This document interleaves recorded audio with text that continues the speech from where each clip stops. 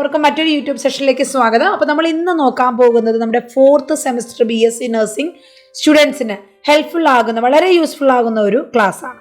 അതായത് നിങ്ങൾക്കറിയാം നിങ്ങളുടെ എക്സാം 4th സെമസ്റ്റർ എക്സാം അടുത്ത് വരികയാണ്. കറക്റ്റ് ഒരു എക്സാക്ട് ഡേറ്റ് പറഞ്ഞു കഴിഞ്ഞാൽ KUHSകാർക്ക് കേരള യൂണിവേഴ്സിറ്റിക്കാർക്ക് ഒക്ടോബർ 13-നാണ് ഒരു ടൈം ടേബിൾ വന്നിട്ടില്ല. ഒരു എക്സ്പെക്റ്റഡ് ഡേറ്റ് യൂണിവേഴ്സിറ്റിയിൽ പറഞ്ഞിരിക്കുന്നത്. സോ നമുക്ക് ആ ഒരു ഒക്ടോബർ ഫസ്റ്റ് വീക്ക് തന്നെ പ്രതീക്ഷിക്കാവുന്നതാണ്. ഓക്കെ, നെക്സ്റ്റ് മറ്റു യൂണിവേഴ്സിറ്റിക്കാർക്കെല്ലാം ആ ഒരു ഒക്ടോബർ കഴിഞ്ഞ് ഒക്ടോബർ, നവംബർ, ഡിസംബർ ഈ 3 മാസങ്ങളിലായിട്ടായിരിക്കും Rajiv Gandhi university, MGR university, NTR യൂണിവേഴ്സിറ്റിക്കാർക്ക് എക്സാം നടക്കുന്നത്. അപ്പൊ അത് കണക്കാക്കി തന്നെ നിങ്ങൾ പഠിക്കണം. വളരെ കുറച്ച് സമയം, ഒരുപാട് പോർഷൻസ് ആണ് നമുക്ക് 4th സെമ്മിൽ പഠിക്കാനുള്ളത്. 4th സെമ്മിൽ നമുക്ക് 2 പേപ്പർ ആണെങ്കിലും പഠിക്കാൻ ഒരുപാട് പോർഷൻസ് ഉണ്ട്. അതായത് ഫസ്റ്റ് പേപ്പർ എന്ന് പറയുന്ന അഡൽട്ട് ഹെൽത്ത് നഴ്സിംഗ് 2 ആണ്. 75 മാർക്കിന് അഡൽട്ട് ഹെൽത്ത് നഴ്സിംഗ് 2. അടുത്ത രണ്ടാമത്തെ സെഷൻ അല്ലെങ്കിൽ രണ്ടാമത്തെ എക്സാം എന്ന് പറയുന്നത് നിങ്ങൾ 3rd സെമ്മിൽ പഠിച്ച ഫാർമക്കോളജി 1ഉം പാത്തോളജി 1ഉം പിന്നെ 4th സെമ്മിൽ പഠിക്കുന്ന ഫാർമക്കോളജി 2ഉം പാത്തോളജി 2ഉം ജനറ്റിക്സും ഇതെല്ലാം കമ്പൈൻ ചെയ്തിട്ടാണ് 75 മാർക്കിന്റെ ഒരു എക്സാം സെക്കൻഡ് ഡേയിൽ നടക്കുന്നത്. അപ്പോൾ അവിടെ നിങ്ങൾക്ക് രണ്ടാമത്തെ പേപ്പർ എന്ന് പറയുമ്പോൾ അവിടെ ഒരുപാട് സബ്ജക്ട്സുകൾ, ഒരുപാട് കണ്ടന്റുകൾ, ഇച്ചിരി ടഫായിട്ടുള്ള ടോപ്പിക്സുകളാണ് പഠിക്കാനുള്ളത്. അതുകൊണ്ട് തന്നെ എൻ്റെ ഒരു എക്സ്പീരിയൻസിൽ നിന്ന് പറയുകയാണെങ്കിൽ ഏറ്റവും ബെസ്റ്റ് നിങ്ങൾ നേരത്തെ തന്നെ അവിടെ റിവിഷൻസ് തുടങ്ങുക. തിയറി ടോപ്പിക്സ് പഠിക്കുക.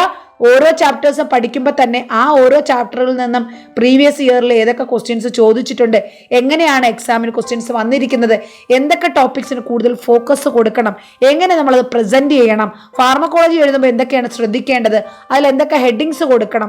അതുപോലെ അഡൽട്ട് ഹെൽത്ത് നഴ്സിംഗ് നിങ്ങൾക്കറിയാം ഇവിടെ 75 മാർക്കിനാണ് എക്സാം എങ്കിലും 12 മാർക്ക് നിങ്ങൾക്ക് MCQs ആയിട്ട് കിട്ടും. ഈ 12 മാർക്ക് നിങ്ങൾ കറക്റ്റായിട്ട് ആൻസർ ചെയ്ത് എടുത്തു കഴിഞ്ഞാൽ നിങ്ങളുടെ സ്കോർ വളരെ നല്ലൊരു സ്കോർ അവിടെ അല്ലെങ്കിൽ പെർസെൻറ്റേജ് കൂടാൻ സാധ്യതയുണ്ട്. ഒപ്പം നിങ്ങളുടെ essay എന്ന് പറയുന്നത് അവിടെ 15 മാർക്കിനാണ്. യൂഷ്വലി പണ്ടുള്ള പഴയ സിലബസിൽ 10 മാർക്കിൻ്റെ essay ആയിരുന്നു ഏറ്റവും കൂടുതൽ ചോദിച്ചുകൊണ്ടിരുന്നത്. ഇപ്പോൾ അത് മാറി 15 മാർക്കിൻ്റെ essay ചോദിക്കുന്നുണ്ട്. അപ്പോൾ 10 മാർക്കിൻ്റെ essay എന്ന് പറഞ്ഞാൽ നമുക്ക് എഴുതിയെടുക്കാൻ ഒരുവിധം പറ്റും. പക്ഷെ 15 മാർക്കിന് എന്ന് പറഞ്ഞാൽ നമ്മൾ ഉദ്ദേശിക്കുന്ന സമയത്തിനുള്ളിൽ ഫിനിഷ് ചെയ്യണമെങ്കിൽ അത്രത്തോളം പ്രാക്ടീസ് അല്ലെങ്കിൽ ആ കണ്ടന്റിൽ തറവ് നോളജ് ഉണ്ടായിരിക്കണം. എന്നാൽ മാത്രമേ നമുക്ക് 15 എന്നുള്ളത് 12-13 മാർക്കെങ്കിലും നമുക്ക് നേടിയെടുക്കാൻ പറ്റത്തുള്ളൂ. അപ്പൊ അതുകൊണ്ട് എൻ്റെ ഒരു സജഷൻ എന്ന് പറയുന്നത് എപ്പോഴും നേരത്തെ സ്റ്റാർട്ട് ചെയ്യുക. നമ്മുടെ ഓൺലൈൻ കോച്ചിങ് അല്ലെങ്കിൽ നമ്മുടെ ഓൺലൈൻ ട്യൂഷൻ ഓൾറെഡി റണ്ണിങ് ആണ്, ഓൺഗോയിങ് ആണ്. കുട്ടികൾക്ക് ഇനിയും ജോയിൻ ചെയ്യാം. ആർക്കെങ്കിലും ഇനിയും പ്രിപ്പറേഷൻസ് ഒന്നും സ്റ്റാർട്ട് ചെയ്തിട്ടില്ല, നല്ല ഡീറ്റെയിൽ ആയിട്ടുള്ള ക്ലാസ്സുകളും അതുപോലെ തന്നെ ഷോർട്ട് നോട്ട്സുകളോ അല്ലെങ്കിൽ പ്രീവിയസ് ഇയറിൻ്റെ ക്വസ്റ്റ്യൻസും ഇമ്പോർട്ടൻറ്റ് ക്വസ്റ്റ്യൻസും ഒക്കെ നിങ്ങൾക്ക് കിട്ടിക്കഴിഞ്ഞാൽ ഇത് ഉപകാരകരമാകും എന്ന് താല്പര്യമുള്ളവർക്ക് കോഴ്സിന് ജോയിൻ ചെയ്യാം. കോഴ്സിൻ്റെ ഡീറ്റെയിൽസ് എല്ലാം പല വീഡിയോസിൽ ഞാൻ പറഞ്ഞിട്ടുണ്ട്. അറിയാത്തവർക്ക് ഈ നമ്പറിൽ കോൺടാക്ട് ചെയ്യാവുന്നതാണ്. 8891279227 നമ്മുടെ ഓഫീസിലെ നമ്പറാണ്. മറ്റു ഡീറ്റെയിൽസിലോട്ട് പോകുന്നതിന് മുന്നേ ഈ ഒരു എക്സാം പാറ്റേണിനെ കുറിച്ച് പറയാം. 75 മാർക്കിൽ ആദ്യത്തെ 12 ക്വസ്റ്റ്യൻ, അതിപ്പോൾ ചില യൂണിവേഴ്സിറ്റിക്കാർക്ക് ആദ്യമാണ് MCQ വരുന്നത്, ചില യൂണിവേഴ്സിറ്റിക്കാർക്ക് എക്സ്പെഷ്യലി രാജീവ് ഗാന്ധി യൂണിവേഴ്സിറ്റിക്കാർക്ക് MCQs വരുന്നത് ക്വസ്റ്റ്യൻ പേപ്പറിന്റെ ഏറ്റവും ലാസ്റ്റ് ആണ്. എന്ത് തന്നെയായാലും 12 ക്വസ്റ്റ്യൻ എവിടെയാണ് ചോദിക്കുന്നതെങ്കിലും 12 ക്വസ്റ്റ്യൻ ആണ് അവിടെ ഉണ്ടാകുക. ആ 12ഉം അതുപോലെ നമ്മൾ നേടിയെടുക്കണം. അതിൽ ഒരു ക്വസ്റ്റ്യൻ പോലും തെറ്റാൻ വിട്ടുകൊടുക്കരുത്. കൃത്യമായിട്ട് വായിച്ച് ആൻസർ ചെയ്യണം. അപ്പോൾ ഈ 12 ക്വസ്റ്റ്യൻ അങ്ങനെ നേടിയെടുക്കുക എന്നുള്ള അത്ര ഈസി ആയിട്ടുള്ള കാര്യമല്ല. ഓരോ ഡിസീസസും അഡൽട്ട് ഹെൽത്ത് നഴ്സിംഗിൽ നിങ്ങൾ ഓരോ സിസ്റ്റം വൈസ് ആയിട്ടുള്ള ഡിസീസസ് ആണ് പഠിക്കുന്നത്. ആ ഡിസീസ് എന്താണ്, എന്ത് കാരണമാണ് ഉണ്ടാകുന്നത്, എന്തൊക്കെയാണ് അതിൻ്റെ റിസ്ക് ഫാക്ടേഴ്സ്, അതിൻ്റെ പെത്തോഫിസിയോളജി എന്താണ്, അതിൻ്റെ clinical manifestations, diagnostic evaluation, treatment തന്നെ മെഡിക്കൽ ട്രീറ്റ്മെൻറ്റ് ഉണ്ട്, ഫാർമക്കോളജിക്കൽ ട്രീറ്റ്മെൻറ്റ് ഉണ്ട്, സർജിക്കൽ ട്രീറ്റ്മെൻറ്റ് ഉണ്ട്, അതുപോലെ നഴ്സിംഗ് മാനേജ്മെൻറ്റ്. എല്ലാ കണ്ടീഷനിലും നമ്മളൊരു നേഴ്സ് ആയതുകൊണ്ട് തന്നെ ഏത് കണ്ടീഷൻ ചോദിച്ചാലും 10, 15, 5 മാർക്കിൻ്റെ ഏത് ക്വസ്റ്റ്യൻ ചോദിച്ചാലും അവിടെ നഴ്സിംഗ് മാനേജ്മെൻറ്റ് കമ്പൽസറിലി എഴുതിയിരിക്കണം. ഇനി അടുത്ത രണ്ടാമത്തെ പാർട്ട് നമ്മുടെ MCQ കഴിഞ്ഞാൽ അടുത്ത രണ്ടാമത്തെ പാർട്ട് എന്ന് പറയുന്നത് essay ക്വസ്റ്റ്യൻ ആണ്. നിങ്ങൾക്കിവിടെ 2 essay ക്വസ്റ്റ്യൻ ചോദിക്കും. അതായത് ഓരോ essayക്കും 15 മാർക്ക് വീതം. ടോട്ടലി 30 മാർക്കാണ് essayയിൽ വരുന്നത്.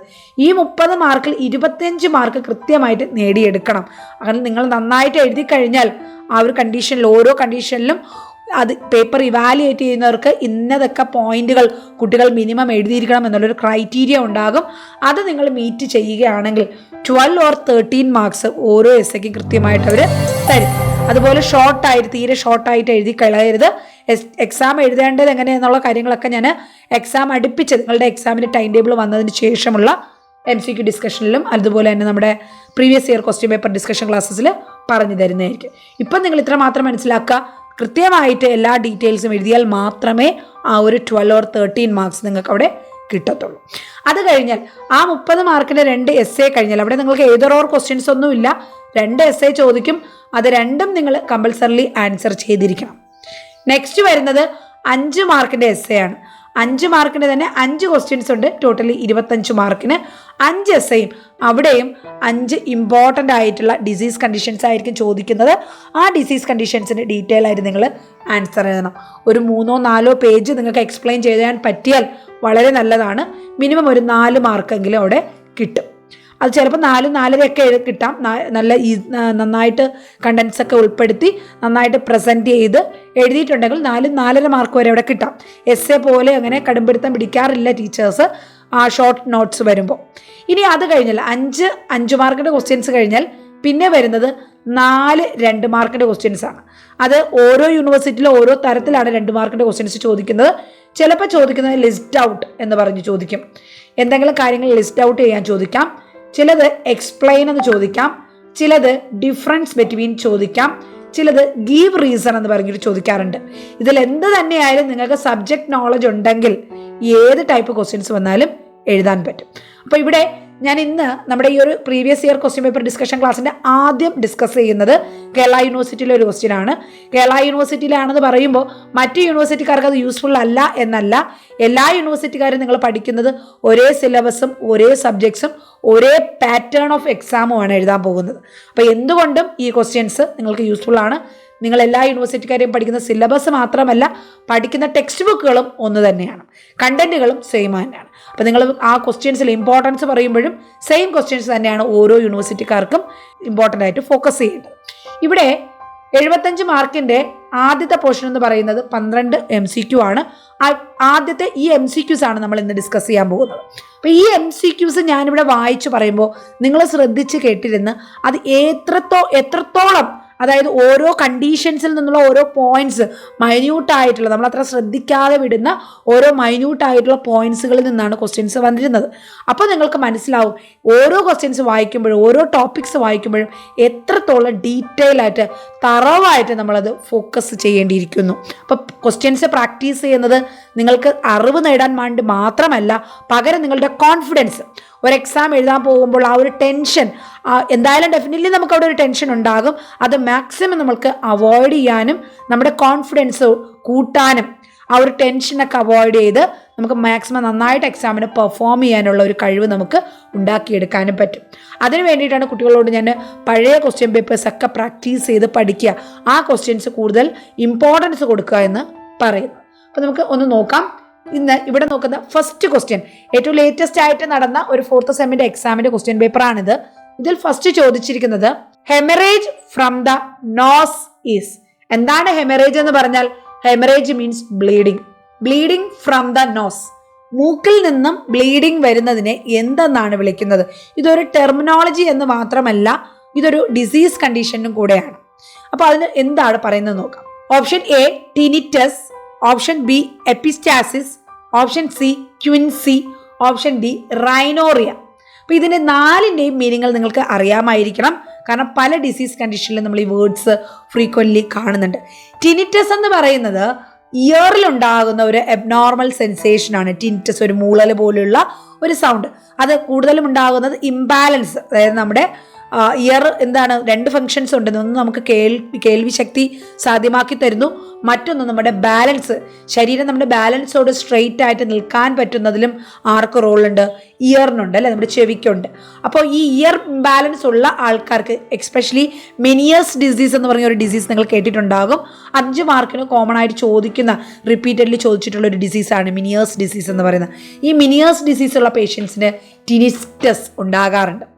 അപ്പോൾ ഇവിടെ നോസിൽ വരുമ്പോഴത്തേക്ക് ടിനിറ്റസ് അതുമായിട്ട് ബന്ധപ്പെട്ടതല്ല, ബ്ലീഡിങ് അതിനകത്ത് ഉണ്ടാകാറില്ല. നെക്സ്റ്റ് ഓപ്ഷൻ നമുക്ക് നോക്കാം, എപ്പിസ്റ്റാക്സിസ്. യെസ്, നോസ് ബ്ലീഡിങ് അല്ലെങ്കിൽ നാസൽ ബ്ലീഡിങ്ങിൻ്റെ മറ്റൊരു പേരാണ് എപ്പിസ്റ്റാസിസ് എന്ന് പറയുന്നത്. പക്ഷെ അങ്ങനെ ഒരു സിമ്പിൾ വേർഡിൽ പറയാൻ പറ്റുന്ന ഒരു കണ്ടീഷൻ അല്ല എപ്പിസ്റ്റാസിസ്. ഡീറ്റെയിൽ ആയിട്ട് 5 മാർക്കിനോ വേണമെങ്കിൽ 15 മാർക്കിൻ്റെ എസ്സേയിലും ചോദിക്കാം. പക്ഷെ ഞാൻ എക്സ്പെക്ട് ചെയ്യുന്ന 5 മാർക്കിൻ്റെ ഒരു ക്വസ്റ്റ്യൻ മാത്രമാണ്. എന്നാൽ 5 മാർക്കിൽ മാത്രമല്ല, അതിൻ്റെ കുറവ് മാർക്ക് 2 മാർക്കിൻ്റെ ക്വസ്റ്റ്യൻസ്, 1 മാർക്കിൻ്റെ ക്വസ്റ്റ്യൻസ് ഒക്കെ പല കോമ്പറ്റേറ്റീവ് എക്സാംസിനും യൂണിവേഴ്സിറ്റി എക്സാംസിനും ഒക്കെ ചോദിച്ചിട്ടുണ്ട്. അത്രയും തറവായിട്ട് തന്നെ അത് പഠിക്കാം. നെക്സ്റ്റ്, അപ്പോൾ ബാക്കിയുള്ള ഓപ്ഷൻസും കൂടെ ഒന്ന് നോക്കാം. ക്വിൻസി എന്ന് പറഞ്ഞാൽ എന്താണ്? നിങ്ങൾ കേട്ടിട്ടുണ്ടാവും, പെരിടോൺസിലാർ ആബ്സിസ്. എന്താണ് പെരിടോൺസിലാർ ആബ്സിസ് എന്ന് പറയുന്നത്? ക്വിൻസി എന്ന് പറഞ്ഞാൽ പെരിടോൺസിലാർ ആബ്സിസിന്റെ മറ്റൊരു പേരാണ്. ടോൺസിൽസ് എന്നുള്ള ഒരു ഓർഗൻ നമുക്കുണ്ട്. നമ്മുടെ ത്രോട്ടിന്റെ 2 സൈഡിലായിട്ട് ടോൺസിൽസ് ഉണ്ട്. ഈ ടോൺസിൽസിന് ഇൻഫ്ലമേഷൻ വരുന്നതിനെ ടോൺസിലൈറ്റിസ് എന്നും, ആ ടോൺസിൽസ് സർജിക്കലി റിമൂവ് ചെയ്യുന്നതിനെ ടോൺസിലെക്ടമി എന്നും, ടോൺസിൽസിൽ ആ ഒരു ഇൻഫെക്ഷൻ കാരണം അല്ലെങ്കിൽ ഇൻഫ്ലമേഷൻ കാരണം അതിന് ചുറ്റും പസ്, ടോട്ടലി ടോൺസിൽസ് ഇൻഫ്ലെയിംഡ് ആയി പസ് നിറയുന്ന ആബ്സിസ് ഉണ്ടാകുന്ന കണ്ടീഷനെ അതിനെയാണ് പെരിടോൺസിലർ ആബ്സിസ് എന്ന് പറയുന്നത്. അല്ലെങ്കിൽ മറ്റൊരു പേരെന്ന് പറയുന്നത് ക്വിൻസി എന്നാണ് പറയുന്നത്. നെക്സ്റ്റ്, റൈനോറിയ എന്ന് പറഞ്ഞാൽ എന്താണ്? Discharge from the nose. നോസിൽ നിന്ന് ഡിസ്ചാർജ് ഉണ്ടാകുന്നതിന് അല്ലെങ്കിൽ സെക്രീഷൻസ് ഉണ്ടാകുന്ന എക്സസ് സെക്രീഷൻസ് ഉണ്ടാകുന്നതിനെ റൈനോറിയ എന്ന് പറയാറുണ്ട്. അപ്പോൾ ഇവിടെ കറക്റ്റ് ഓപ്ഷൻ എന്ന് പറയുന്നത് ഏതാണ്? Option B, epistasis. അപ്പോൾ ഇങ്ങനെ ഒരു കണ്ടീഷൻ, ഇതൊരു 1 വേർഡ് ആയിട്ടാണ് ചോദിച്ചതെങ്കിലും നിങ്ങൾ ചെയ്യേണ്ടത് ഇതിലെ ഓരോ വേർഡും, അതായത് ക്വിൻസി അല്ലെങ്കിൽ പെരിടോൺസിലർ ആബ്സിസ് എന്ന് പറയുന്നത് 5 മാർക്കിന് ചോദിക്കുന്ന ഒരു ക്വസ്റ്റ്യൻ ആണ്. ടിനിറ്റസ് 2 മാർക്കിൻ്റെയോ അല്ലെങ്കിൽ 1 മാർക്കിൻ്റെയോ ക്വസ്റ്റ്യൻ ആണ്. എപ്പിസ്റ്റാസിസ് 5 മാർക്കിൻ്റെ ക്വസ്റ്റ്യൻസ് ആണ്. ഈ 3 കണ്ടീഷനും ഡീറ്റെയിൽ ആയിട്ട് പഠിക്കാം. അപ്പം ഞാനിവിടെ ക്വിൻസി അല്ല, നമ്മുടെ എപ്പിസ്റ്റാസിസിനെ കുറിച്ച് അത്യാവശ്യം കുറച്ച് പോയിന്റ്സ് പറഞ്ഞുതരാം. ഇമ്പോർട്ടൻ്റ് ആയിട്ടുള്ള കണ്ടീഷൻ ഫുള്ള് പറയുന്നില്ല, കുറച്ച് ഇമ്പോർട്ടൻ്റ് ആയിട്ടുള്ള പോയിന്റ്സ് പറയാം. നോസിൽ നിന്നും ബ്ലീഡിങ് ഉണ്ടാകുന്നതിനെ എന്ത് പറയുന്നു? എപ്പിസ്റ്റാസിസ് എന്ന് പറയുന്നു. അതിന് കാരണം എന്ന് പറയുന്നത് ഒന്നുകിൽ എന്തെങ്കിലും ഇഞ്ചുറി ആയിരിക്കാം, അല്ലെങ്കിൽ ഇഞ്ചുറി കാരണമോ അല്ലാതെയോ പ്രഷർ കൂടിയിട്ടോ അങ്ങനെ എന്തെങ്കിലും ഒരു കാരണം കൊണ്ട് നമ്മുടെ നോസിനുള്ളിലുള്ള വളരെ ചെറിയ ടൈനി ആയിട്ടുള്ള ഡിസ്റ്റൻഡ് ആയിട്ടുള്ള ബ്ലഡ് വെസൽസ്, മ്യൂക്കസ് മെമ്പറയിൽ കാണപ്പെടുന്ന ബ്ലഡ് വെസൽസിൽ റപ്ചർ വരുമ്പോഴാണ് ഈ നോസ് ബ്ലീഡിങ് ഉണ്ടാകുന്നത്. അപ്പോൾ മോസ്റ്റ് കോമൺ ബ്ലീഡിങ് സൈറ്റ്, എപ്പിസ്റ്റാസിസിൻ്റെ ഏറ്റവും കൂടുതൽ എപ്പിസ്റ്റാസിസ് ഉണ്ടായിട്ടുള്ള സൈറ്റ് എന്ന് പറയുന്നത് ലിറ്റിൽസ് ഏരിയ ആണ്. ഒരു 1 വേർഡ് ക്വസ്റ്റ്യൻ ആണ്. മോസ്റ്റ് കോമൺ എപ്പിസ്റ്റാസിസ് സൈറ്റ് എന്ന് പറയുന്നത് ലിറ്റിൽസ് ഏരിയ ആണ്. എവിടെയാണ് ഈ ലിറ്റിൽസ് ഏരിയ കാണുന്നത്? അതായത് നമ്മുടെ നാസൽ സെപ്റ്റത്തിൻ്റെ anterior part, situated in the anterior part of nasal septum just above the vestibule. അതായത് അവിടെ ഞാൻ ഈ പിക്ചർ കാണിക്കാം. നോസിൻ്റെ ഇതാണ് നമ്മുടെ നോസ്ട്രിൽസ് ഫ്രണ്ട് സൈഡ്. ഇവിടെ ഈ ഭാഗത്താണ് ലിറ്റിൽസ് ഏരിയ എന്ന് പറയുന്നത്. അപ്പോൾ ഈ ലിറ്റിൽസ് ഏരിയയിൽ ഇവിടെ എന്തുകൊണ്ട് കൂടുതലായിട്ട് ബ്ലീഡിങ് ഉണ്ടാകുന്നു എന്ന് പറഞ്ഞാൽ അവിടെ വാസ്കുലാർ സപ്ലൈ അല്ലെങ്കിൽ ബ്ലഡ് വെസൽസ് വന്ന് ചേരുന്നത് വളരെയധികം കൂടുതലാണ്. അപ്പോൾ ഏതൊക്കെയാണ് ആ ആർട്ടറീസ് എന്നാണ് ഞാനിവിടെ പറയാൻ പോകുന്നത്. ഫസ്റ്റ് വൺ, ആൻറ്റീരിയർ എത്മോയിഡൽ ആർട്ടറി ഇവിടെ നിന്ന് വരുന്നുണ്ട്. പോസ്റ്റീരിയർ എത്മോയിഡൽ ആർട്ടറി ഇവിടെ നിന്ന് ഇങ്ങോട്ട് വരുന്നുണ്ട്. പിന്നെ വരുന്നത് സ്പീനോ പാലറ്റൈൻ ആർട്ടറി ഇവിടെ നിന്ന് വരുന്നുണ്ട്. ഗ്രേറ്റ് പാലറ്റൈൻ ആർട്ടറി ഇവിടെ നിന്ന് വരുന്നുണ്ട്. സുപ്പീരിയർ ലാബിയൽ ആർട്ടറി ഇവിടെ നിന്ന് വരുന്നുണ്ട്. ഈ എല്ലാ ആർട്ടറീസും ഒരുമിച്ച് ചേരുന്ന ഈ ഭാഗത്തിനെ ലിറ്റിൽസ് ഏരിയ എന്ന് പറയുന്നു.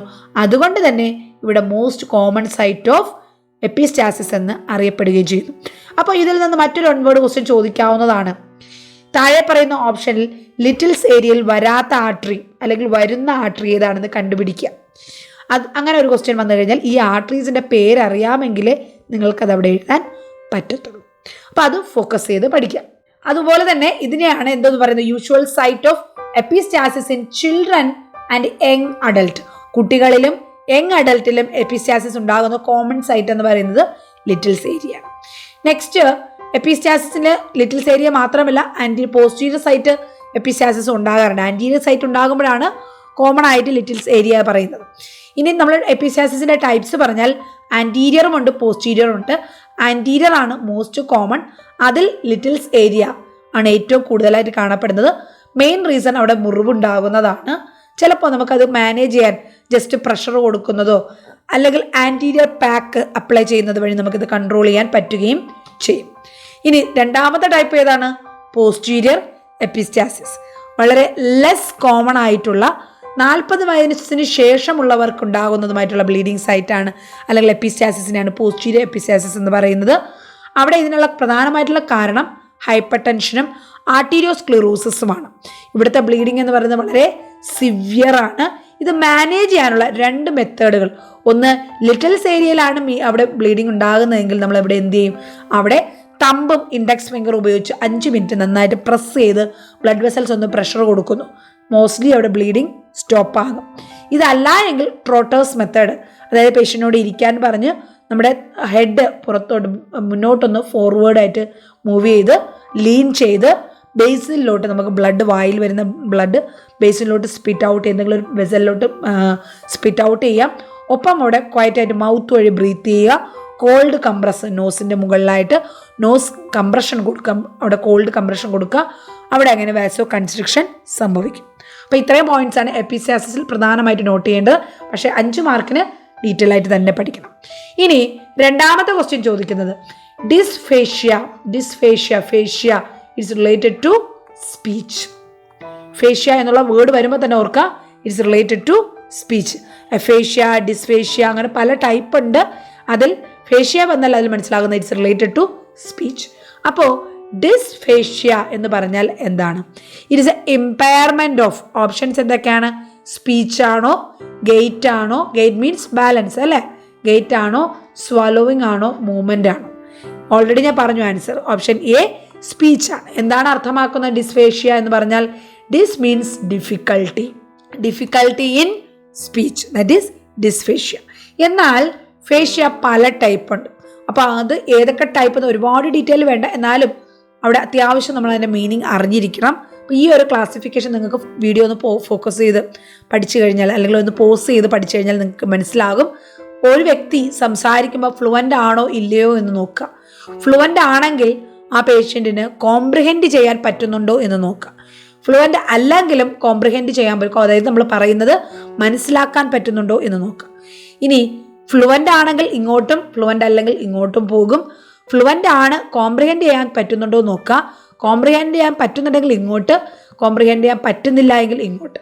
അതായത് എന്നിട്ട് പേഷ്യൻറ്റിനോട് മനസ്സിലാക്കാൻ പറ്റുന്നുണ്ടെങ്കിൽ നമ്മൾ അതിനോട് അവിടെ റിപ്പീറ്റ് ചെയ്യാൻ പറ്റുന്നുണ്ടോ എന്ന് നോക്കുക. റിപ്പീറ്റ് ചെയ്യാനും പറ്റുന്നുണ്ടെങ്കിൽ ഇങ്ങോട്ട്, റിപ്പീറ്റ് ചെയ്യാൻ പറ്റുന്നില്ലെങ്കിൽ ഇങ്ങോട്ട്. ഇനി ഇവിടെ കോംപ്രിഹെൻഡ് ചെയ്യാൻ പറ്റുന്നില്ല, മനസ്സിലാക്കാൻ പറ്റുന്നില്ല, അത് റിപ്പീറ്റ് ചെയ്യാനും പറ്റുന്നുണ്ടോ എന്ന് നോക്കുക. പറ്റുന്നുണ്ടെങ്കിൽ ഇങ്ങനെ, പറ്റുന്നുണ്ടെങ്കിൽ ഇങ്ങനെ. ഏത് ടൈപ്പാണെന്ന്, അതായത് ഒരു പേഷ്യൻറ്റ് സംസാരിക്കുന്നത് ഫ്ലുവൻ്റ് ആണ്, അഫേഷ്യ ഉള്ള പേഷ്യൻ്റ് ആണ്, ഫ്ലുവൻ്റ് ആണ്, നമ്മൾ പറയുന്നത് കോംപ്രിഹെൻഡ് ചെയ്യാൻ മനസ്സിലാക്കാൻ പറ്റുന്നുണ്ട്, അത് റിപ്പീറ്റ് ചെയ്യാനും പറ്റുന്നുണ്ടെങ്കിൽ അതിനെ എനോമിക് അഫേഷ്യ എന്ന് പറയുന്നു. നെക്സ്റ്റ്, കോംപ്രിഹെൻഡ് ചെയ്യുന്നുണ്ട്, അവിടെ റിപ്പീറ്റ് ചെയ്യുന്നുണ്ട് എങ്കിൽ, എന്നാൽ റിപ്പീറ്റ് ചെയ്യുന്നില്ല, ഫ്ലുവൻ്റ് ആണ്, കോംപ്രിഹെൻഡ് ചെയ്യുന്നുണ്ട്, റിപ്പീറ്റ് ചെയ്യുന്നില്ല എങ്കിൽ അതിനെ കണ്ടക്ഷൻ അഫേഷ്യ എന്നാണ് പറയുന്നത്. ഇനി ഫ്ലുവൻ്റ് ആണ്, കോംപ്രിഹെൻഡ് ചെയ്യുന്നില്ല, എന്നാൽ റിപ്പീറ്റ് ചെയ്യുന്നുണ്ടെങ്കിൽ ട്രാൻസ്കോർട്ടിക്കൽ സെൻസറി അഫേഷ്യ എന്ന് പറയും. ഫ്ലുവൻ്റ് ആണ്, കോംപ്രിഹെൻഡ് ചെയ്യുന്നില്ല, റിപ്പീറ്റും ചെയ്യുന്നില്ല എങ്കിൽ അതിൻ്റെ അർത്ഥം വെർണിക്സ് അഫേഷ്യ. എവിടെയാണ് വെർണിക്സ് എന്ന് പറയുന്നത്? നമ്മുടെ ബ്രെയിനിലുള്ള സ്പീച്ചിന് സഹായിക്കുന്ന 2 ഏരിയ ഉണ്ട്, ബ്രൊക്കാസ് ഏരിയയുമുണ്ട്, വെർണിക്സ് ഏരിയയുമുണ്ട് അല്ലേ. വെർണിക്സ് ആണ് നമ്മുടെ സെൻസറി സ്പീച്ച് അല്ലെങ്കിൽ കോംപ്രിഹെൻഷന് സഹായിക്കുന്നത്. അപ്പോൾ കോംപ്രിഹെൻഷൻ അവിടെ വർക്ക് ചെയ്യുന്നില്ല എങ്കിൽ അതിനെ വെർണിക്സ് അഫേഷ്യ എന്ന് പറയും. അപ്പോൾ ഇത്രയായപ്പോൾ നമ്മുടെ ഈ ഒരു സൈഡ് കംപ്ലീറ്റ് കഴിഞ്ഞു. ഇനി അടുത്ത് ഫ്ലുവൻ്റ് അല്ല എങ്കിൽ പിന്നെ അടുത്ത ക്വസ്റ്റ്യൻ കോംപ്രിഹെൻഡ് ആണോ, കോംപ്രിഹെൻഡ് ചെയ്യാൻ പറ്റുന്നുണ്ടോ? യെസ്, കോംപ്രിഹെൻഡ് ചെയ്യാൻ പറ്റുന്നുണ്ട്. റിപ്പീറ്റ് ചെയ്യാൻ പറ്റുന്നുണ്ടോ? റിപ്പീറ്റ് ചെയ്യാൻ പറ്റുന്നുണ്ടെങ്കിൽ ട്രാൻസ്കോർട്ടിക്കൽ മോട്ടോർ അഫേഷ്യ. ഇവിടെ ട്രാൻസ്കോർട്ടിക്കൽ സെൻസറി അഫേഷ്യ ആയിരുന്നു, ഇവിടെ ട്രാൻസ്കോർട്ടിക്കൽ മോട്ടോർ അഫേഷ്യ. ഇനി ഫ്ലുവൻ്റ് അല്ല, കോംപ്രിഹെൻഡ് ചെയ്യാൻ പറ്റുന്നുണ്ട്, പക്ഷെ റിപ്പീറ്റ് ചെയ്യാൻ പറ്റുന്നില്ല എങ്കിൽ, അതായത് മോട്ടോർ എബിലിറ്റിയാണ് അവിടെ നഷ്ടപ്പെട്ടിരിക്കുന്നത്, അതായത് നമ്മുടെ ബ്രൊക്കാസ് ഏരിയയിലാണ് പ്രശ്നം. അതുകൊണ്ട് ഇതിനെ ബ്രൊക്കാസ് അഫേഷ്യ എന്ന് പറയുന്നു. നെക്സ്റ്റ്, ഫ്ലുവൻ്റ് അല്ല, കോംപ്രിഹെൻഡ് ചെയ്യാൻ പറ്റുന്നില്ല, എന്നാൽ അവിടെ റിപ്പീറ്റ് ചെയ്യാൻ പറ്റുന്നുണ്ടെങ്കിൽ മിക്സ്ഡ് ട്രാൻസ്കോർട്ടിക്കൽ അഫേഷ്യ എന്നും. കോംപ്രിഹെൻഡ് അല്ല, കോംപ്രിഹെൻഡ് ചെയ്യാൻ പറ്റുന്നില്ല, റിപ്പീറ്റും ചെയ്യാൻ പറ്റുന്നില്ല എങ്കിൽ ഗ്ലോബൽ അഫേഷ്യ. ഫ്ലുവൻ്റ് അല്ല, കോംപ്രിഹെൻഡ് അല്ല, റിപ്പീറ്റ് ചെയ്യുന്നില്ല, എല്ലാ തരത്തിലുള്ള അഫേഷ്യ അതിനെ എന്ത് പറയുന്നു? ഗ്ലോബൽ അഫേഷ്യ എന്ന് പറയുന്നത്. ഇങ്ങനെ ഇത്രയും ടൈപ്പുകളുണ്ട്. എനോമിക് അഫേഷ്യ, കണ്ടക്ഷൻ അഫേഷ്യ, ട്രാൻസ്കോർട്ടിക്കൽ അഫേഷ്യ, അങ്ങനെ പല ടൈപ്പ് ഉണ്ട്.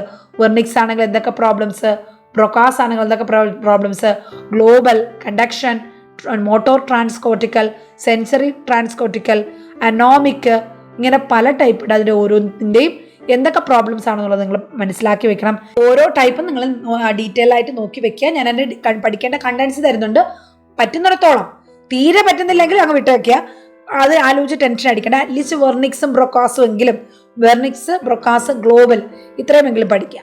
ബാക്കിയുള്ളത് പറ്റുമെങ്കിൽ പഠിക്കുക. ഓക്കെ, നെക്സ്റ്റ് മൂന്നാമത്തെ ക്വസ്റ്റ്യൻ, മോസ്റ്റ് റിപ്പീറ്റഡ് കണ്ടീഷൻ. അതായത് 15 മാർക്കിന്റെ എസ്സേ, 5 മാർക്കിന്റെ എസ്സേ, 2 മാർക്കിന്റെ ക്വസ്റ്റ്യൻ, 1 മാർക്കിന്റെ ക്വസ്റ്റ്യൻ, ഏത് രീതിയിൽ വേണമെങ്കിലും ചോദിക്കാവുന്നതാണ് മെനിഞ്ചൈറ്റിസ് എന്ന് പറയുന്നത്. Meningitis, what is meningitis? Infection and inflammation of the meninges and associated structures. അപ്പോൾ ഈ മെനിഞ്ചൈറ്റിസ് ഉള്ള പേഷ്യൻസിൻ്റെ, വൈറൽ മെനിഞ്ചൈറ്റിസ് ഉണ്ട്, ബാക്ടീരിയൽ മെനിഞ്ചൈറ്റിസ് ഉണ്ട്, കെമിക്കലിൻ്റെതുണ്ട് അല്ലേ, അങ്ങനെ പല ടൈപ്പ് മെനിഞ്ചൈറ്റിസ് ഉണ്ട്. അതിൽ മെനിഞ്ചൈറ്റിസ് ഉള്ള പേഷ്യൻസിനുണ്ടാകുന്ന 3 കാർഡിനൽ സൈൻസ് ഉണ്ട്. 3 കാർഡിനൽ സൈൻസ്, അത് 3 ഇമ്പോർട്ടൻ്റ് ആയിട്ടുള്ള സൈൻസാണ്. ആ സൈനിൽ ഏതാണ് ഇവിടെ ഉള്ളതെന്നാണ് ചോദിച്ചിരിക്കുന്നത്. ക്വസ്റ്റ്യൻ എന്താണ്? A meningeal sign. Option A Babinski, option B Kernig, option C Lasegue, option D Romberg. അപ്പോൾ ഇവിടെ കറക്റ്റ് ഓപ്ഷൻ ഏതാണ്? ഓപ്ഷൻ ബി കേർണിംഗ് സൈൻ ആണ്. കാരണം മെനിഞ്ചൈറ്റിസിന്റെ 3 കാർഡിനൽ സൈൻസ് എന്ന് പറയുന്നത്, ഒന്ന് നക്കൽ റിജിഡിറ്റി, അതായത് നെക്കിന്റെ സ്റ്റിഫ്നെസ്, നക്കൽ റിജിഡിറ്റി ആണ്. അപ്പോൾ മറ്റു 2 സൈനുകളുണ്ട്. ഒന്ന് കേർണിംഗ് സൈനും മറ്റൊന്ന് ബ്രഡ്സ്കിൻസ്കി. അത് ബാബിൻസ്കി റിഫ്ലക്സുമായിട്ട് കൺഫ്യൂസ്ഡ് ആകരുത്. ബാബിൻസ്കി എന്ന് പറയുന്നത് കുഞ്ഞുങ്ങൾക്കുണ്ടാകുന്ന റിഫ്ലക്സ് ആണ്, ചൈൽഡ് ഹെൽത്ത് നഴ്സിംഗിലുള്ള. ഇവിടെ ബ്രഡ്സ്കിൻസ്കി സൈനാണ് ഈ ഒരു മെനിഞ്ചൈറ്റിസിന് പോസിറ്റീവായിട്ട് കാണുന്നത്. 2 സൈനുകളുണ്ട്. Neck stiffness ഒന്നാമത്തതാണ്. അത് കഴിഞ്ഞാൽ 2 സൈന്, കേർണിംഗ് സൈനും ബ്രഡ്സ്കിൻസ്കി സൈനും. ഇത് രണ്ടും ഇത് എങ്ങനെയാണ് ചെയ്യുന്നത്? അത് രണ്ടും പോസിറ്റീവ് ആയിരിക്കുന്നത് ഏത് കണ്ടീഷനിലാണ്? മെനിഞ്ചൈറ്റിസ് ആണ്. കേർണിംഗ് എന്ന് പറഞ്ഞാൽ എങ്ങനെയാണ് ചെയ്യുന്നത് ഇവിടെ കൊടുത്തത്. ഇവിടെ ഈ ഒരു പിക്ചർ കാണുമ്പോൾ നിങ്ങൾക്ക് കാണാം, flex patient's hip to a 90-degree angle, then attempting passively straighten the leg at knee produces pain in the hamstrings. അതായത് പേഷ്യൻറ്റിൻ്റെ, കുഞ്ഞിൻ്റെ അല്ലെങ്കിൽ ആരുടെ ആയാലും കാല് നമ്മൾ 90 ഡിഗ്രിയിൽ ഫ്ലെക്സ് ചെയ്തിട്ട് പിന്നെ അത് നമ്മൾ സ്ട്രെയിറ്റൻ ചെയ്യാൻ നോക്കുമ്പോൾ കുഞ്ഞിന് ഹാംസ്ട്രിങ് മസിൽസിൽ എന്തുണ്ടാകുന്നു? പെയിൻ ഉണ്ടാകുന്നു. While extending should present bilaterally to support the meningitis. ഇത് 2 കാലിലും ഉണ്ടാകുന്നുണ്ടെങ്കിൽ അതെന്താണ് ഇൻഡിക്കേറ്റ് ചെയ്യുന്നത്? It indicating positive Kernig sign. ഇതാണ് ഫസ്റ്റ് വൺ. രണ്ടാമത്തെ സൈൻ എന്ന് പറയുന്നത് ബ്രഡ്സ്കിൻസ്കി സൈൻ ആണ്. അതായത് പേഷ്യൻറ്റിന് എന്താ സംഭവിക്കുന്നത് നോക്കാം. പേഷ്യൻ്റെ നെക്ക്, നമ്മുടെ പേഷ്യൻ്റെ is positive if the patient hips and knees flex automatically when the examiner flex the patient's neck.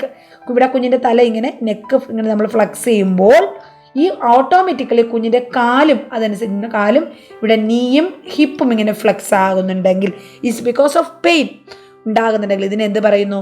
Positive ബ്രഡ്സ്കിൻസ്കി sign എന്നാണ് പറയുന്നത്. അപ്പം നക്കൽ റിജിഡിറ്റിയോടൊപ്പം ഈ 2 സൈനും കൂടെ പോസിറ്റീവ് ആയാൽ നമ്മളവിടെ എന്ത് കൺഫേം ചെയ്യാം?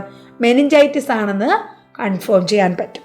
ഓക്കെ, അപ്പോൾ ഇവിടെ ഓപ്ഷൻ ഏതാണ്? കേർണിംഗ്, ഓപ്ഷൻ ബി ആണ് കറക്റ്റ്. അപ്പോൾ മെനിഞ്ചൈറ്റിസും 1 മാർക്കിന് കണക്കാക്കിയല്ല, എസ്ഐക്ക് കണക്കാക്കി തന്നെ ഡീറ്റെയിൽ ആയിട്ട് പഠിക്കാം. Fourth question, patients with chronic renal failure, another important essay. 15 mark, 5 mark, 2 mark, 1 mark.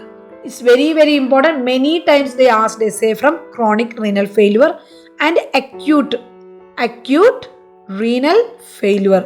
അക്യൂട്ടും ക്രോണിക്കും ചോദിച്ചിട്ടുണ്ട്. അപ്പോൾ ഇവിടെ പറയുന്നത് സിമ്പിൾ ക്വസ്റ്റ്യൻ ആണ്.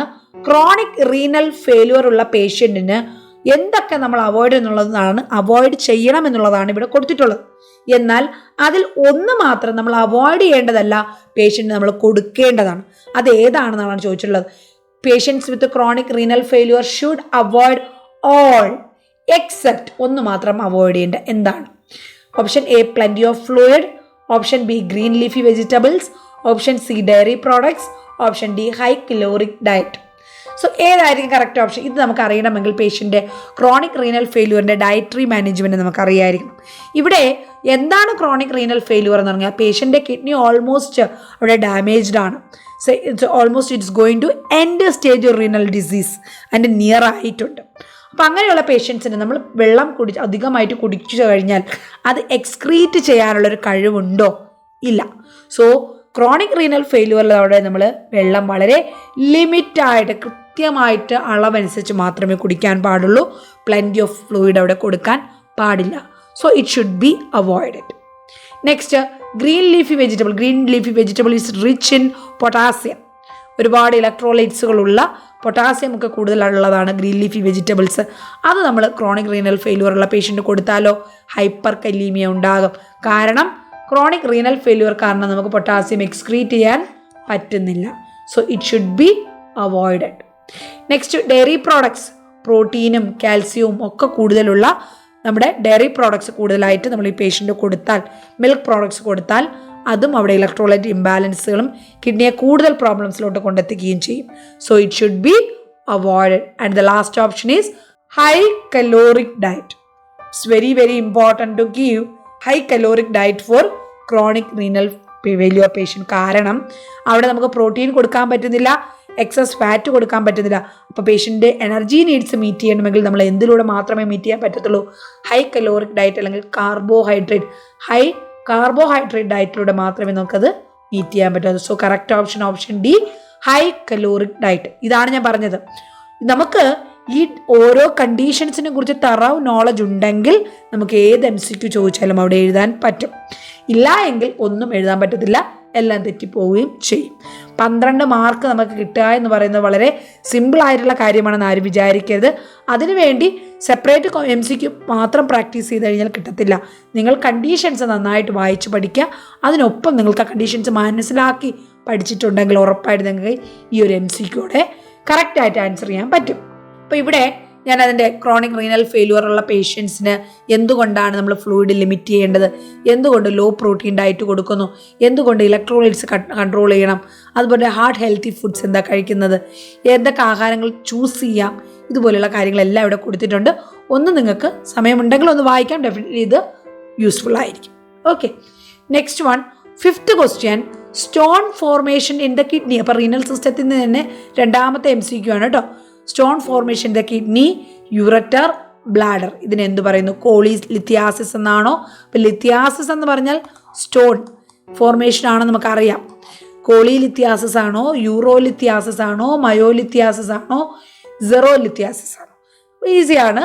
Easy option, correct option B, urolithiasis. Urinary ബ്ലാഡറിലും യൂററ്ററിലും, അതായത് യൂററ്ററിലും കിഡ്നിയിലും സ്റ്റോൺ ഉണ്ടാകുന്നതിനെ യൂറോലിത്തിയാസിസ് എന്നാണ് പറയുക. അപ്പോൾ എന്താണ് കോളിലിത്തിയാസിസ് എന്ന് പറയുന്നത്? ഈ റീസെൻ്റ് ആയിട്ട് നടന്ന ഒരു എക്സാമിൽ രാജീവ് ഗാന്ധി യൂണിവേഴ്സിറ്റിയിലെ അവിടെ എന്തായിരുന്നു, കോളിസിസ്റ്റൈറ്റിസ്, കോളിലിത്തിയാസിസ് ഇതുപോലെയുള്ള കണ്ടീഷൻസൊക്കെ ആയിരുന്നു എസ്സേക്ക് ചോദിച്ചത്. സോ ഇതൊക്കെ വളരെ ഫോക്കസ്ഡ് ആയിട്ട് നിങ്ങൾ 5 മാർക്കിന് 10 മാർക്കിനൊക്കെ കണക്കാക്കി പഠിക്കുക. യൂറോലിത്തിയാസിസ് അല്ലെങ്കിൽ റീനൽ സ്റ്റോൺസ് എന്ന് പറഞ്ഞു കഴിഞ്ഞാൽ it's very very chronic condition. We should study very detailly. Okay, അപ്പോൾ ഇവിടെ മറ്റൊരു കാര്യം നിങ്ങൾ അറിഞ്ഞിരിക്കേണ്ടത്, ഈ ഒരു കണ്ടീഷൻ ഫുള്ളായിട്ട് പഠിക്കണം. എന്നാൽ പോലും നിങ്ങളുടെ ഇൻഫർമേഷന് വേണ്ടിയിട്ട് ഞാനിവിടെ ഒരു ചെറിയൊരു സ്ലൈഡ് ആഡ് ചെയ്തിട്ടുണ്ട്. അതായത് ഈ ഒരു സ്റ്റോണുകൾ പല ടൈപ്പ് ഉണ്ട്. കിഡ്നി സ്റ്റോൺ എന്ന് പറഞ്ഞാൽ അതിൻ്റെ കോമ്പോസിഷൻ, എന്ത് ഘടകമാണ് സ്റ്റോണിന് കാരണമായിട്ടുള്ളത് അനുസരിച്ച് 5-6 ടൈപ്പ് പ്രധാനമായിട്ടുണ്ട്. ഒന്ന് കാൽസ്യം സ്റ്റോൺ, മറ്റൊന്ന് സ്ട്രുവൈഡ് സ്റ്റോൺ, മറ്റൊന്ന് യൂറിക് ആസിഡ് സ്റ്റോൺ, മറ്റൊന്ന് സിസ്റ്റിൻ സ്റ്റോൺ, അടുത്തത് സ്റ്റാൻഡൈൻ സ്റ്റോൺ, പിന്നെ സിലിക സ്റ്റോൺ. അപ്പോൾ അതിൻ്റെ കാരണങ്ങൾ എന്തൊക്കെയാണെന്നുള്ളത് ഇവിടെ കൊടുത്തിട്ടുണ്ട്. കാൽസ്യം എന്താണ്? കാൽസ്യം അടങ്ങിയ ആഹാരങ്ങൾ നമ്മൾ കൂടുതലായിട്ട് കഴിക്കുന്നു, ചോക്ലേറ്റ് കഴിക്കുന്നു, നട്ട്സ് കഴിക്കുന്നു. അപ്പോൾ ഇതിലൊക്കെ കാണുന്ന കാൽസ്യം അല്ലെങ്കിൽ ഓക്സലേറ്റ് ആണ്. കാൽസ്യം ഓക്സലേറ്റ് എന്നുള്ള ഹോർമോൺ അവിടെ അളവ് കൂട്ടി അതധികം എക്സ്ക്രീറ്റ് ചെയ്യുന്നില്ല എങ്കിൽ അത് സ്റ്റോണായി മാറുന്നത്. അപ്പോൾ ഓരോന്നിൻ്റെ കാരണങ്ങൾ കൊടുത്തിട്ടുണ്ട്, അതൊന്നും വായിച്ചു നോക്കാം. നെക്സ്റ്റ് ഇവിടെ നെഫ്രോലിത്തിയാസിസ് അല്ലെങ്കിൽ യൂറോലിത്തിയാസിസ് എന്ന് പറഞ്ഞാൽ കിഡ്നിയിൽ സ്റ്റോൺ ഉണ്ടാകുന്നു, അവിടെ നിന്ന് അത് യൂററ്ററിൽ വരുന്നു, അവിടെ നിന്ന് അത് ബ്ലാഡറിൽ വരുന്നു, അത് ഇവിടെ നിന്ന് യൂറത്ര വഴി വരുന്നു. അപ്പോൾ ഇതിലെവിടെ നമ്മുടെ റീനൽ കാൽക്കുലേ കണ്ടു കഴിഞ്ഞാലും അതിനെ എന്ത് പറയുന്നു? യൂറോലിത്തിയാസിസ് എന്ന് തന്നെയാണ് പറയുന്നത്. കിഡ്നിയുടെ ആക്ച്വലി ഈ ഒരു കിഡ്നിയിലേക്കുള്ളിൽ കാൽക്കുലേ വരുമ്പോൾ റീനൽ കാൽക്കുലേ എന്നും ബാക്കിയുള്ളതിനെ യൂറോലിത്തിയാസിസ് എന്നാണ് പറയുന്നത്. പക്ഷേ നമ്മുടെ ഓപ്ഷനിൽ നെഫ്രോലിത്തിയാസിസ് ഇല്ലാത്തത് കൊണ്ട് നമുക്കവിടെ യൂറോലിത്തിയാസിസ് ആൻസറായിട്ട് എടുക്കാം. നെക്സ്റ്റ് 6ാമത്തെ question, cardiac arrest is triaged. അതായത് നമ്മുടെ എമർജൻസിയിൽ ട്രയേജിന് ഒരു കളർ കോഡ് ഫോളോ ചെയ്യുന്നുണ്ട്. ഏറ്റവും എമർജൻസി ഉള്ളത് നമുക്ക് കെയർ ഒന്നും കൊടുത്താൽ ഫലമില്ലാത്തത്, എന്നാൽ കുറച്ചൊന്ന് വെയിറ്റ് ചെയ്യാൻ പറ്റുന്നത്, അങ്ങനെ ഒരു പല കളർ കോഡ് നമ്മൾ ഫോളോ ചെയ്യാറുണ്ട്. അപ്പോൾ അതിൽ എമർജൻസിയിൽ ഒരു കാർഡിയാക് അറസ്റ്റ് ഒരു പേഷ്യൻ്റ് വന്നാൽ നമ്മൾ അതിന് ഏത് കളർ കോഡാണ് കൊടുക്കുക? റെഡ് ആണോ, യെല്ലോ ആണോ, ഗ്രീൻ ആണോ, ബ്ലാക്ക് ആണോ? ഏതായിരിക്കും കൊടുക്കുക? കറക്റ്റ് ഓപ്ഷൻ എ റെഡ് ആണ്. കാരണം patient is N very very emergency condition. അവിടെ പേഷ്യൻ്റ് എന്ത് വേണം? ഏറ്റവും പെട്ടെന്ന് അവിടെ കെയർ കിട്ടണം, എന്നാൽ മാത്രമേ നമുക്ക് അവിടെ ലൈഫ് സേവ് ചെയ്യാൻ പറ്റത്തുള്ളൂ. ഇവിടെ നോക്കുക, ഇതാണ് നമ്മുടെ ട്രയേജിൻ്റെ കളർ കോഡ്. പ്രധാനമായിട്ട് red, yellow, green, black, 4 colour. Red എന്ന് പറഞ്ഞാൽ ഫസ്റ്റ് പ്രയോറിറ്റി, മോസ്റ്റ് അർജൻറ്റ്, വളരെ പെട്ടെന്ന് നമുക്ക് ട്രീറ്റ്മെൻറ്റ് കൊടുക്കേണ്ട, ലൈഫ് ത്രെഡനിങ്, ഷോക്ക്, ഹൈപ്പോക്സിയ ആയിട്ടുള്ള കണ്ടീഷൻസ് അവരെ സ്റ്റെബിലൈസ് ചെയ്യാൻ വേണ്ടി നമ്മൾ എന്ത് ചെയ്യണം? അവിടെ ഇമ്മീഡിയറ്റ് കെയർ നമ്മളവിടെ കൊടുക്കണം. യെല്ലോ എന്ന് പറഞ്ഞാൽ സെക്കൻഡ് പ്രയോറിറ്റി, അർജൻ്റ് ആണ്, എന്നാലും അവിടെ എന്തുണ്ട്? ഒരു ലൈഫ് ത്രെഡനിങ് കണ്ടീഷൻ അല്ല എന്നുള്ളതാണ്. ഒരു 45 മുതൽ 60 മിനിറ്റ് വരെ നമുക്ക് വെയിറ്റ് ചെയ്യിപ്പിക്കാം പേഷ്യൻറ്റിനെ. അങ്ങനെയുള്ളത് യെല്ലോ കാറ്റഗറി. ഗ്രീൻ ആണെങ്കിൽ തേർഡ് പ്രയോറിറ്റി, നോൺ അർജൻറ്റ്, അവിടെ വലിയ അർജൻറ്റൊന്നുമില്ല, without immediate implications, minimum care നമുക്ക് കൊടുത്ത് കുറച്ച് മണിക്കൂറുകൾ എന്ന് പറയുന്നത് സെവറൽ അവേഴ്സ് നമുക്കവിടെ എന്ത് ചെയ്യാം? പേഷ്യൻറ്റിന് വെയിറ്റ് ചെയ്യിപ്പിക്കാൻ പറ്റുന്നതാണ് green colour code. Next black എന്ന് പറഞ്ഞാൽ പേഷ്യൻ്റ് ഓൾറെഡി ഡെഡ് ആണ്, നമുക്കവിടെ ഇനി ഒന്നും ചെയ്യാനില്ല, അങ്ങനെയുള്ള പേഷ്യൻസിൻ്റെ കാറ്റഗറിയാണ് ബ്ലാക്ക് എന്ന് പറയും. സോ ഇവിടെ കാർഡിയാക് അറസ്റ്റ് ഏതിൽ വരും? റെഡിൽ. Most priority, most urgent, patient may die if we are not giving proper care. അത്തരത്തിലുള്ളത്. Next 7th question, the burned area characterized by decreased tissue perfusion. It's very very important 15 mark question. Burns എന്താണ്, types എന്താണ്, അതിൻ്റെ percentage calculate ചെയ്യുന്നത് എങ്ങനെയാണ്, fluid calculation എങ്ങനെയാണ്, അതിൻ്റെ management എന്താണ്? It's very very important. അപ്പോൾ ഒരു ബേൺഡ് ആയിട്ടുള്ള ഏരിയയിൽ അതിനെ നമ്മൾ സോണായിട്ട് തിരിക്കാറുണ്ട്. അതിൽ ഈ ഒരു ഡിക്രീസ്ഡ് ടിഷ്യൂ പെർഫ്യൂഷനുള്ള ഏരിയയെ നമ്മൾ എന്തെന്നാണ് പറയുന്നത്? സോൺ ഓഫ് ഹൈപ്പറീമിയ എന്ന് പറയുമോ, സോൺ ഓഫ് കൊയാഗുലേഷൻ എന്ന് പറയുമോ, സോൺ ഓഫ് സ്റ്റാസിസ് എന്ന് പറയുമോ, സോൺ ഓഫ് ഹൈപ്പോക്സിയ എന്ന് പറയുമോ?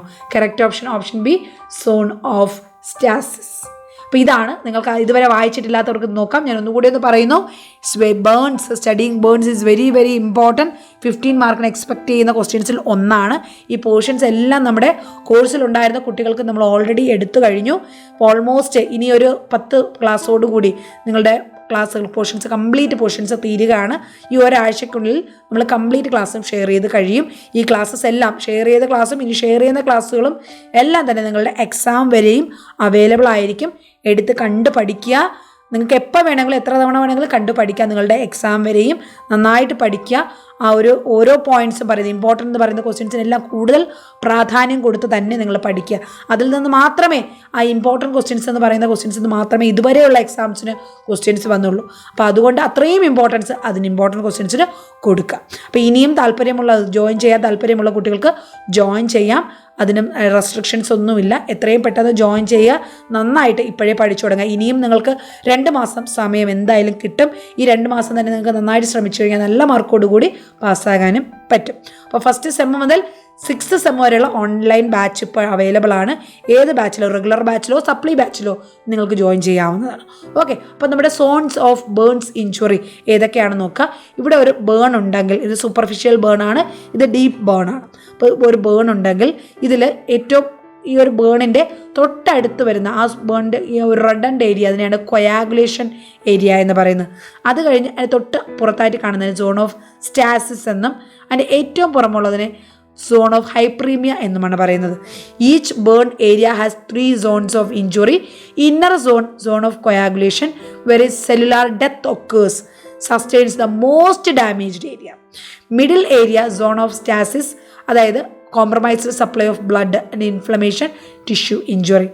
Outer zone of hyperaemia sustains least damage, വളരെ കുറച്ച് ഡാമേജ് ഉള്ളതാണ് ഏറ്റവും പുറമെയുള്ള സോൺ ഓഫ് ഹൈപ്പറീമിയ എന്ന് പറയുന്നത്. അപ്പോൾ ഇവിടെ നമുക്ക് ബ്ലഡ് കൊയാഗുലേഷൻ അല്ല, ബ്ലഡ് ഹൈപ്പറീമിയം അല്ല, സെൻറ്റർ അതായത് കോംപ്രമൈസ്ഡ് ബ്ലഡ് സപ്ലൈ മാത്രമുള്ളത് സോൺ ഓഫ് സ്റ്റാസിസ്.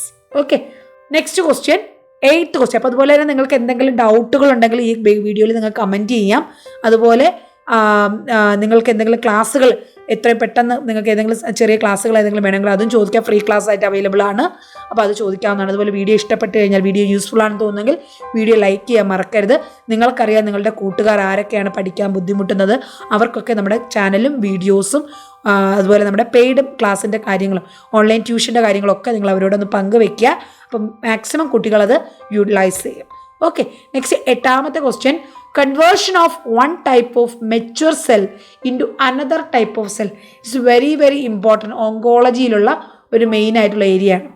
മെച്യൂർ ആയിട്ടുള്ള ഒരു സെല്ല് ടൈപ്പ് മറ്റൊരു സെൽ ടൈപ്പായിട്ട് മാറുന്നതിനെ എന്തെന്നാണ് പറയുന്നത്?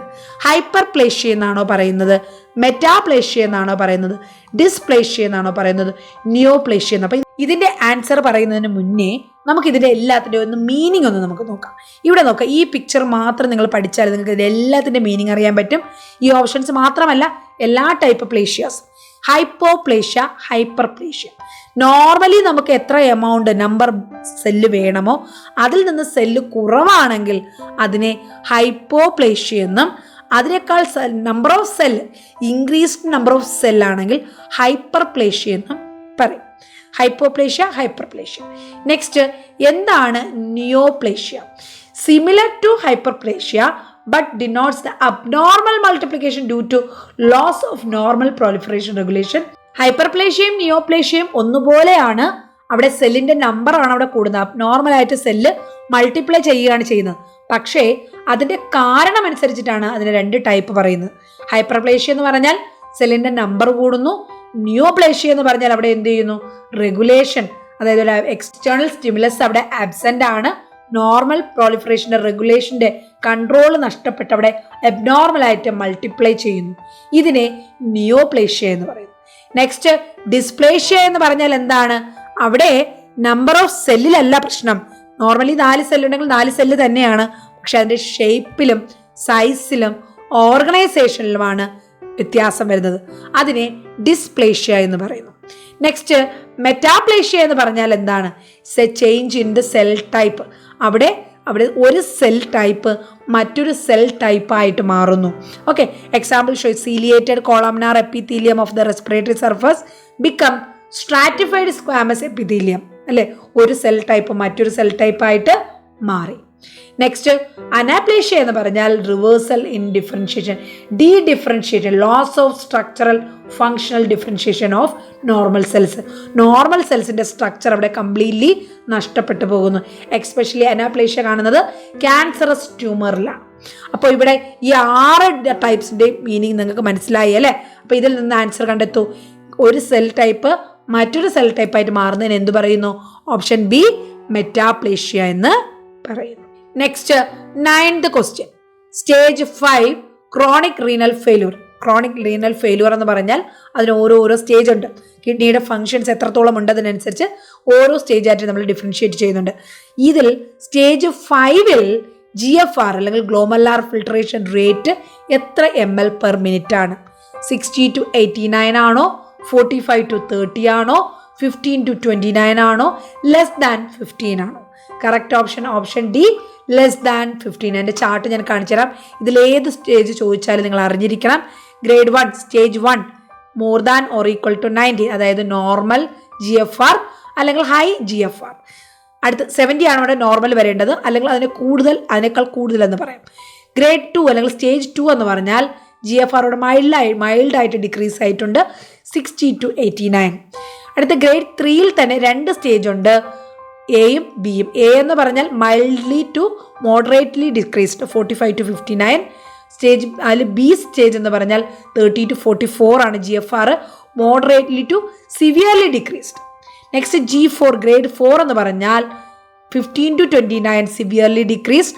ഗ്രേഡ് 5 അല്ലെങ്കിൽ സ്റ്റേജ് 5 എന്ന് പറഞ്ഞാൽ ലെസ് ദാൻ 15 GFR, ml/min ആണ് GFR. അതായത് കംപ്ലീറ്റ്ലി അവിടെ കിഡ്നി ഫെയിലുവർ ആകുകയാണ്. Chronic kidney failure, chronic renal failure. അപ്പോൾ അതിന് ഗ്രേഡ് 5. സോ അവിടെ GFR എത്രയാണ്? Less than 15.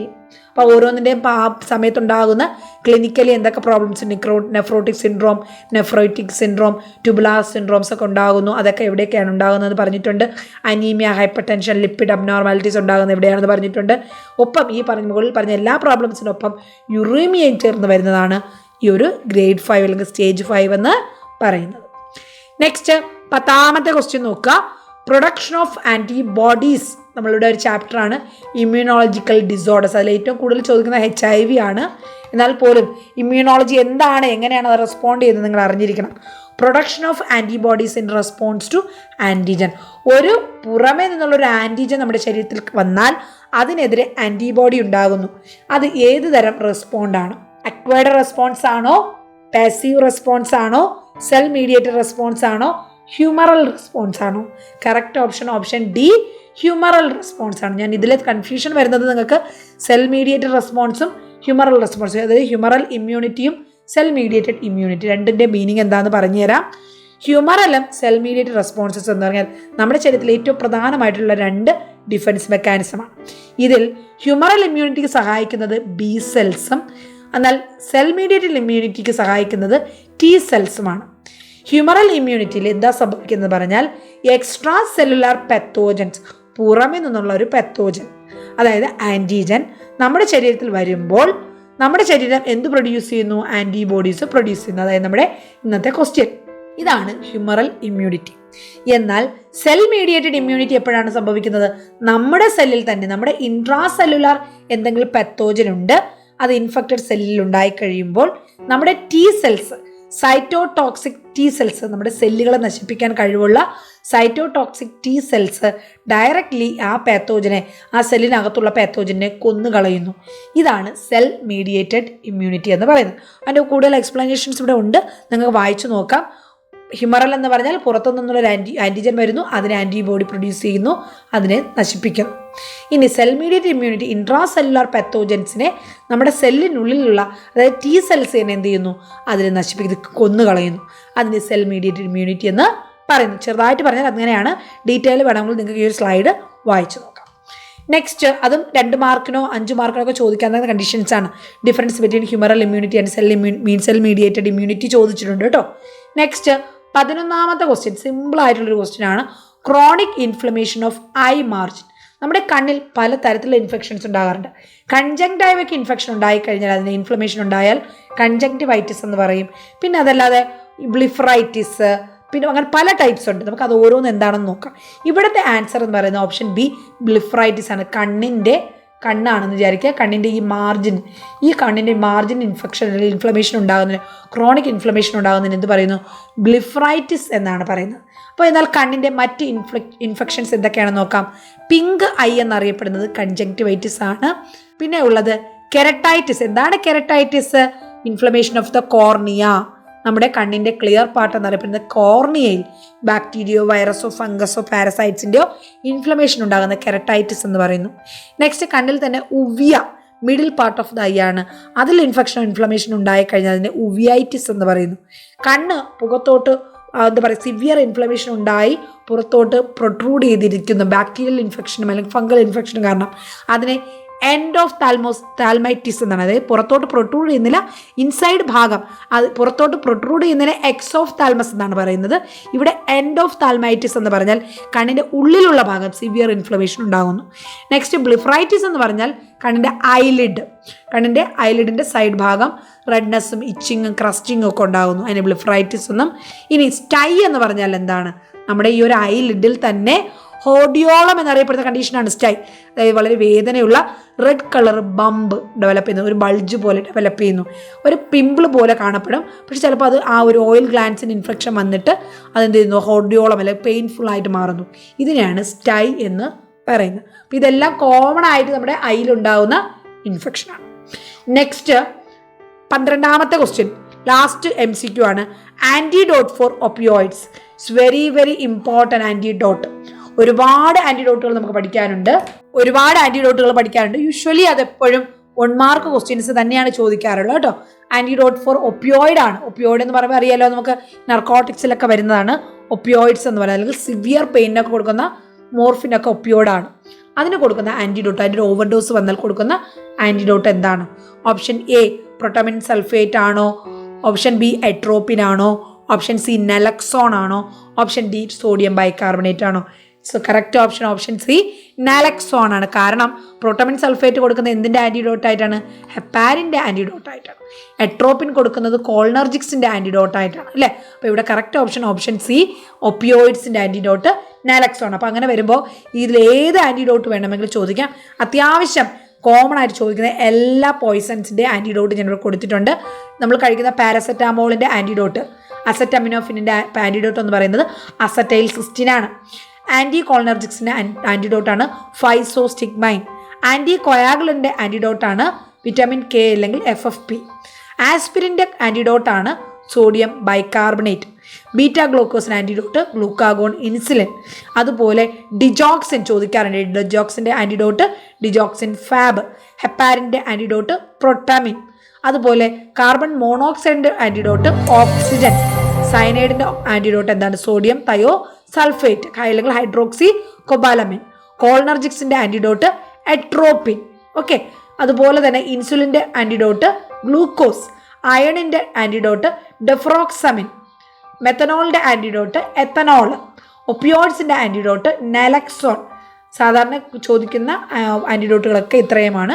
അതൊന്ന് നോക്കി പഠിക്കുക. ഇത്രയും കാണാതെ പഠിച്ചിരിക്കണം. It's very very important. അപ്പോൾ നമ്മൾ ഇന്ന് 12 MCQസും 12 കണ്ടീഷൻസുമാണ് ഇവിടെ പറഞ്ഞത്.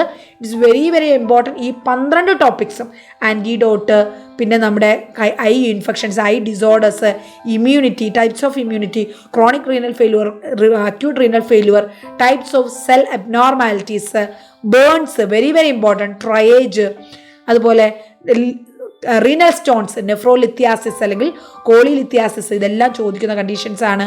പിന്നെ നമ്മുടെ റീനൽ ഡയറ്റിനെ കുറിച്ച് പറഞ്ഞു. Meningitis is very important. അതുപോലെ അഫേഷ്യ, നെർവസ് സിസ്റ്റത്തിൻ്റെ ഒരുപാട് കണ്ടീഷൻസ് ഇമ്പോർട്ടൻ്റ് ആയിട്ടുണ്ട്. അഫേഷ്യ അതിൽ പ്രധാനമായിട്ട് ഫോക്കസ് ചെയ്യുക. എപ്പിസ്റ്റാസിസ് 5 മാർക്കിൻ്റെ ക്വസ്റ്റ്യനാണ്. ക്യുൻസി 5 മാർക്കിൻ്റെ ക്വസ്റ്റ്യൻസ് ആണ്. ഇത്രയും നിങ്ങൾ നന്നായിട്ട് പഠിക്കുക. നമുക്ക് ഓരോ എക്സാംസും എങ്ങനെയാണ് അറ്റൻഡ് ചെയ്യേണ്ടത്, 10 മാർക്ക് 5 മാർക്ക് എങ്ങനെയാണ് പ്രസൻറ്റ് ചെയ്യേണ്ടതെന്നുള്ള അപ്കമിംഗ് ക്ലാസ്സുകൾ നമ്മൾ ഡിസ്കസ് ചെയ്യും. അപ്പോൾ ഇന്നത്തെ ഈ ഒരു ക്ലാസ് നിങ്ങൾക്ക് യൂസ്ഫുൾ ആയെന്ന് വിചാരിക്കുന്നു. വീഡിയോ ഇഷ്ടപ്പെട്ട് കഴിഞ്ഞാൽ ലൈക്ക് ചെയ്യുക. നിങ്ങളുടെ കൂട്ടുകാർക്കൊക്കെ ഒന്ന് വീഡിയോ ഷെയർ ചെയ്യുക. ഇനിയും നിങ്ങൾക്ക് ഡീറ്റെയിൽ ആയിട്ടെന്നുള്ള നമ്മുടെ ഓൺലൈൻ ട്യൂഷനിൽ ജോയിൻ ചെയ്യാം. എല്ലാ പ്രീവിയസ് ക്ലാസ്സസും ഇനി വരുന്ന അപ്കമിംഗ് ക്ലാസ്സസും എല്ലാം നിങ്ങൾക്ക് നിങ്ങളുടെ എക്സാം വരെയും എത്ര തവണ വേണമെങ്കിലും എപ്പോൾ വേണമെങ്കിലും കണ്ടുപഠിക്കാം. ഡീറ്റെയിൽ ആയിട്ടുള്ള മലയാളത്തിൽ എക്സ്പ്ലെയിൻ ചെയ്ത ക്ലാസ്സുകളും അതുപോലെ തന്നെ സിലബസ് ബേസ്ഡ് ആയിട്ടുള്ള ഷോർട്ട് നോട്ട്സും ഓരോ ചാപ്റ്ററിൽ നിന്നും നിങ്ങൾ ഫോക്കസ് ചെയ്ത് പഠിക്കേണ്ട ഇമ്പോർട്ടൻറ്റ് ക്വസ്റ്റ്യൻസും MCQസും അതുപോലെ previous year question paper discussion ക്ലാസ്സസും നിങ്ങൾക്ക് ലഭിക്കും.